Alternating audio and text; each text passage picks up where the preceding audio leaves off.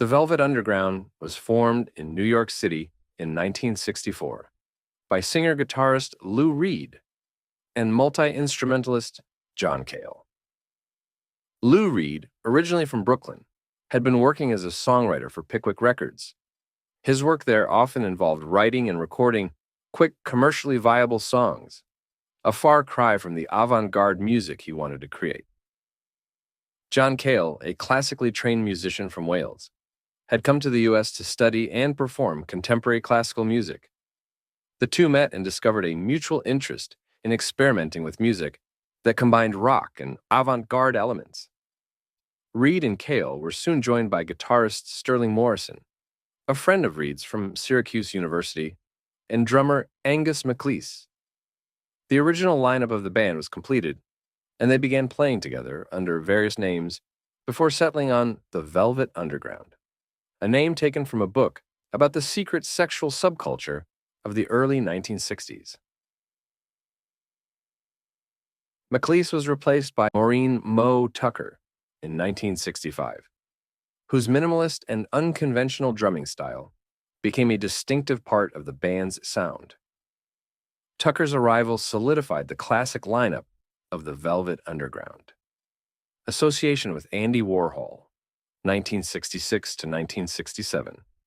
The band's big break came when they caught the attention of artist and pop art icon Andy Warhol. Warhol became their manager and producer, giving them the opportunity to perform at his studio, the factory, and feature prominently in his exploding plastic inevitable multimedia events. Warhol's influence extended beyond management. He introduced the band to the German singer and model Nico, suggesting she should sing with them. This resulted in the famous billing, The Velvet Underground and Nico.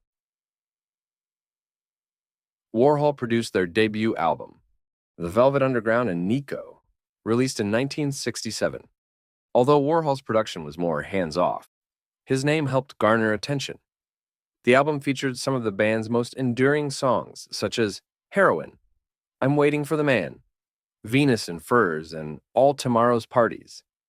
The album cover, with its iconic banana design, is one of the most recognizable in rock history. Despite its critical acclaim, the album initially failed commercially, partly due to controversial lyrics and themes that led to limited radio play and distribution. Early struggles and changes, 1967 to 1968. After the release of their debut album, Nico left the band to pursue a solo career. The Velvet Underground continued to struggle with commercial success, despite their innovative sound and growing underground following. Their second album, White Light, White Heat, was released in 1968 and marked a departure from the debut's more accessible sound. It was harsher, noisier, and more experimental, reflecting the growing tensions between Reed and Cale. White Light, White Heat includes notable tracks like the title track and the 17-minute epic Sister Ray. Despite its lack of commercial success, the album is now considered a landmark in experimental rock. Departure of John Cale and continued evolution, 1968 to 1970. Tensions within the band culminated in the departure of John Cale in 1968. Lou Reed, seeking a more melodic direction, essentially forced Cale out. Cale was replaced by Doug Yule, who contributed a smoother, more mainstream sound to the band. The Velvet Underground's third, self-titled album, released in 1969, reflected this shift. The album featured a more subdued and introspective sound compared to their earlier work, with songs like Candy Says, Pale Blue Eyes, and What Goes On. Although the album received critical praise, it again failed to achieve significant commercial success. In 1970, the band released Loaded, an album aimed at achieving greater commercial success with a more radio-friendly sound. The album included some of their most well-known songs, such as Sweet Jane and Rock and Roll. Despite Reed's growing disillusionment with the music industry, Loaded showed the band's potential for mainstream appeal. Lou Reed's departure and final years, 1970 to 1973. Lou Reed left the band in August 1970, shortly after the release of Loaded. His departure marked the beginning of the end for the Velvet Underground as a cohesive unit. Doug Yule took over leadership of the band and continued to perform and record under the Velvet Underground name. The band released Squeeze in 1973, essentially a Doug Yule solo project, with none of the original members involved. The album was poorly received and is generally not considered part of the band's core discography. Legacy and influence.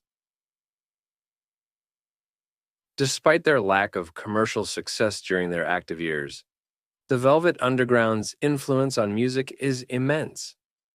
They are often cited as one of the most important and influential bands in rock history. Their work laid the groundwork for numerous genres, including punk, alternative rock, and indie rock. Brian Eno famously said, "The first Velvet Underground album only sold 10,000 copies, but everyone who bought it formed a band." The band's music has been celebrated for its raw and unpolished sound, its willingness to tackle taboo subjects, and its blend of rock with avant-garde and experimental elements. Their influence can be seen in the work of countless artists and bands, from David Bowie and REM to The Strokes and Sonic Youth, reunions, and continued impact.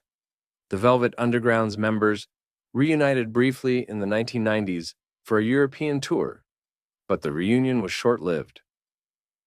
Lou Reed and John Cale also collaborated on the 1990 album Songs for Drella, a tribute to Andy Warhol. The band's music continues to be discovered by new generations of fans, and their albums have been reissued and remastered multiple times. In 1996, the Velvet Underground was inducted into the Rock and Roll Hall of Fame, solidifying their place in music history. The band's story is a testament to the power of artistic vision and the lasting impact of music that challenges conventions and explores new territories. The Velvet Underground's legacy is not just in their recordings, but in their spirit of innovation and willingness to push boundaries.